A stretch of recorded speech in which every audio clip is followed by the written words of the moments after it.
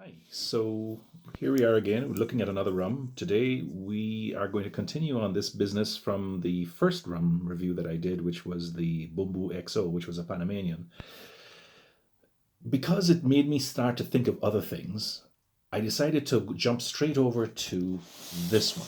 This is the Panamonte 25-year-old. And it came out around 2012 as an exclusive edition from Panamonte Brands. It comes from Las Cabras. It had the imprimatur of Don Pancho Hernandez, who at one point used to be called the Minister of Rum, even though there isn't actually any such position. The presentation was kind of crap. I mean, this is just like the snaps fall off of this thing. But you gotta love the bottle, you know. I mean, it was nicely etched, and it had a full mahogany tip thing, and it was really well done. And it was a 40% rum from Panama, so I liked it. But even when I started, I had problems with it, and one of which was I was already starting to move in 2012 away from 40%, and I wanted to be a little bit more experimental in what I was dealing with, agricole, stronger rums, that kind of thing.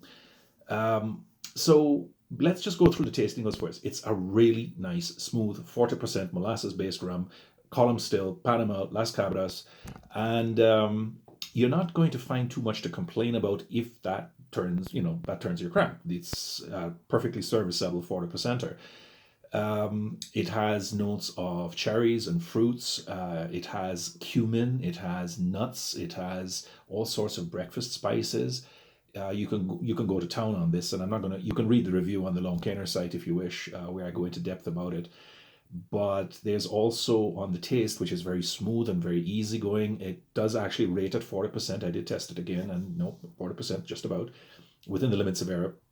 And it goes down very nicely. It doesn't scrape the tongue. Again, there's a bit of molasses. There's a lot of breakfast spices. There's some uh, tomatoes, surprisingly enough, but also a little bit of leather, cigar smoke, and a bunch of other fruity flavors that never quite overwhelm. So on that basis, it really kind of works as a 40% rum. There are problems though with this thing, and this is why I want to talk about this. Not just because I scored it. I think it was 85, 86. It might have been as high as 88. I can't remember right now. But here's the thing: the damn thing costed $400. And that is a bit of a problem for a rum like this at 40%, because even in 2012, before the big sugar imbroglio had started to, just create massive waves across the rum industry, when it was proven that so many of these companies were just bullshitting you left, right, and center. Oh, yeah, family recipe, and oh, we don't add anything. And yeah, of course they didn't, but, it created problems. So in 2012, it was a much more innocent time. But even then, there were issues, and the $400 price tag was one of them. Now, I actually did buy this. Um, I'm not sure it was really worth the money, but I bought it. Let's not get into the why and the wherefores about it. Um, so I was already starting to move away from 40% rum, so that was by itself an issue. There was an enormous outswell of reviewers who existed at that time, many of whom don't write anymore. They all gave this thing these massive encomiums, and they were just loving this thing left, right, and center. And then, of course, Sir Scrotumus had to get into it. He was the bit noir of all of us writers back then, and he just kind of like dissed us left, right, and center. And he said, this is crap. What are you guys doing? You all are doing this. You're just a bunch of lemmings and so on. And this is from a guy who actually hadn't tasted it himself, because I braced him about it, and he said, oh no, I haven't tried it. And I said, well, piss off then, right? But he did kind of have a point. There was a lot of lemming like behavior at the time, and this is not a good idea for a rum that costs this much, because you're trying to, as a reviewer, you have to talk about value for money for the consumer.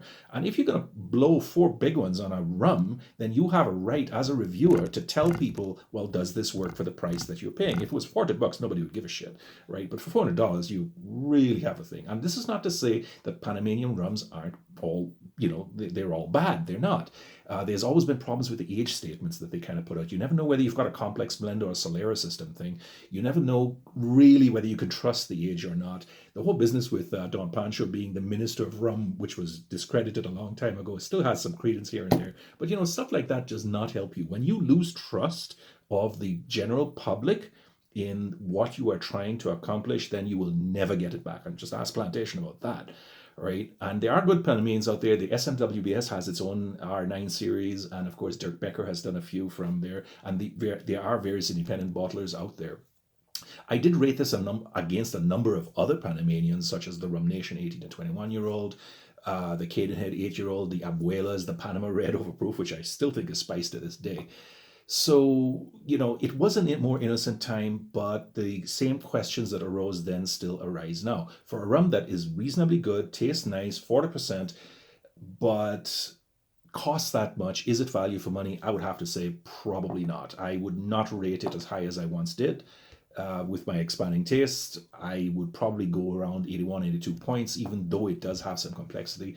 And I'm going to go past 5 minutes on this one because I want to make one last point. I think this is the last of the great Panamanians of that kind of age that had this massive publicity boost about it and started to take over the airwaves, in, well, as I say, 2012. But somewhere around 2017 or 2018, another 25-year-old Panamanian rum of uncertain origin kind of popped up on the airwaves. This was called the Arome, and they were only supposed to be 500 bottles in existence. I think it was 500. It could be just like a few hundred.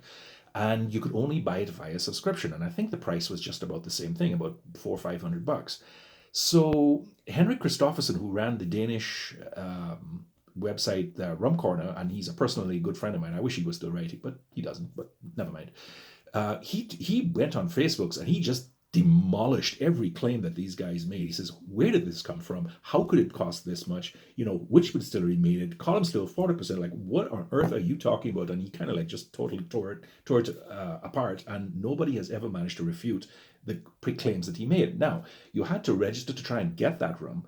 But by then, in the 5 years since, or 6 years since this came, the Panamonte came out and the Arome 25 also came out, well, you know what? Nobody was interested anymore. And I guess it was just the yacht owners and the various people who subscribed and who had $500 to blow.